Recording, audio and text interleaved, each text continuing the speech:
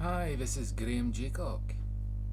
Now, just going through the book of Job, and I've thought about a few things, and I wanted to say something on it. Now, where is it? I think there's three things I want to talk about, okay? And the first is right at the end when God is replying to what's been said by the friends in Job. And what does God say?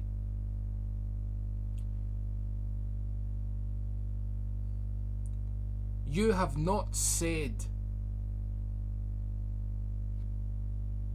the right thing about me to Job. Okay? You've not said the true what God is trying to say is you've not what's the word? Got over the character of God to Job. Okay? And the second point, this is not it's not clear in the text of the English translation, but if you go to the source, I think it's clearer in Hebrew. And Job is a righteous man in the eyes of God, okay? But he's not an Israelite. This is, I think, I can't be certain, but this is before Abraham. I think it's before Abraham.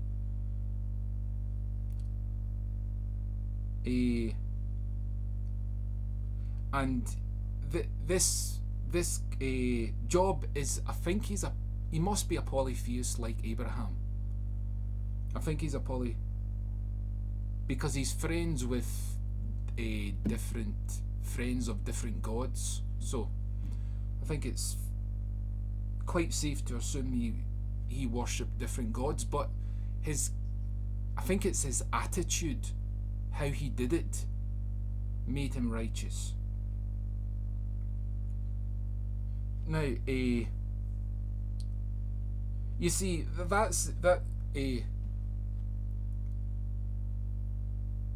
this is a thing.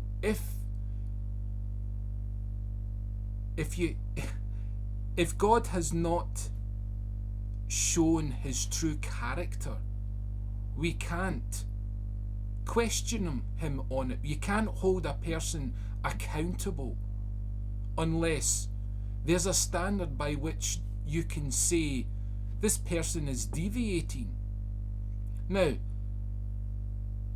God reveals his character through the nation of Israel, and you can read it in the Bible.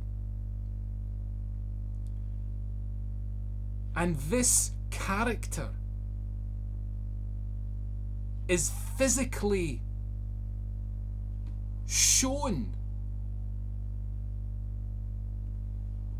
You see, when two people are alone, if you're a couple, right, and you're separated by someone, you're separated by your partner, okay, you want to feel a connection.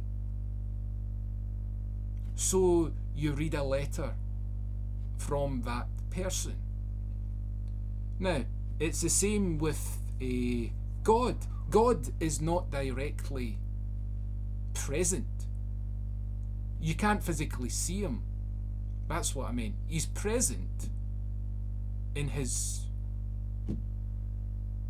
way, but he's not present to the eye.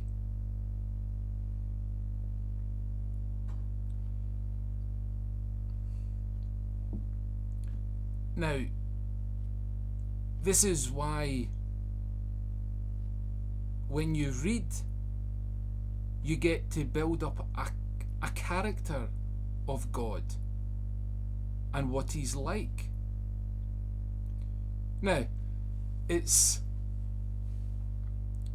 if you look at all the prophets in the Old Testament, right, You would never, would you think, the role of a prophet in the Old Testament was to get over what God had said to them. But that doesn't mean that that prophet had to behave as God wanted. I think that's right.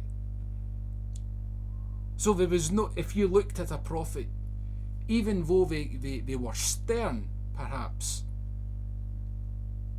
they might not always got the true, what God was like as a person. You only got what God thought on a subject, right? Now, and the end of the Old Testament leaves you hanging because the story is unfulfilled. There's no definite conclusion. You're waiting in expectation. But here is the thing, what happens in the New Testament. That's the very thing that happens. This person has a character, and we all get to see or read about it. Just when you read a newspaper report on a person, you judge a person's character by what you read. So, you've justified that you can read something and find out what a person's character is, because you do it all the time. You read newspapers, and do newspapers not lie to you? But you still read them. You still form opinions about people because that's what's presented to them. But newspapers can tell the truth, can't they? There's many papers that tell the truth on different subjects. They are very good journalists. They report the truth. Now, this is what happens in the New Testament. People are telling the truth about Jesus Christ. Now, you're building up a character of what you think Jesus is. But if you think Jesus is special, that's got nothing to do with Jesus, the man. That is to do with God. Because Jesus reflected God. When you look at the water, you see the reflection.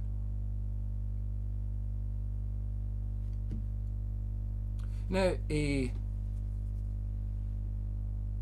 what's the other thing I was going to say? Oh yeah,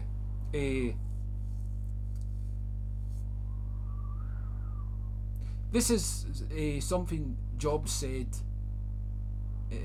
in Job, the book of Job, and he says he feels only the pain of his own body and mourns only for himself. I think that's pretty accurate. When we look at the world, especially with COVID, it's all very well people going on about how we care for other people, but in fact we're really crying out for ourselves, because are we not going to be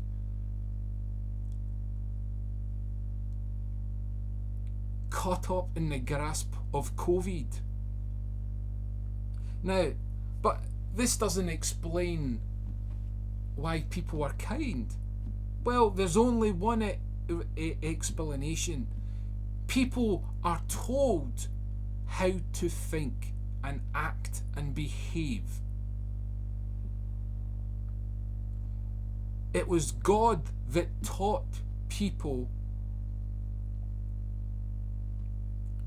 that you should care and have compassion for vulnerable people in the world. You learn it. That's the value of discipline.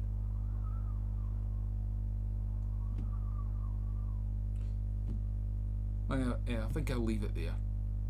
Once again, enjoy yourselves.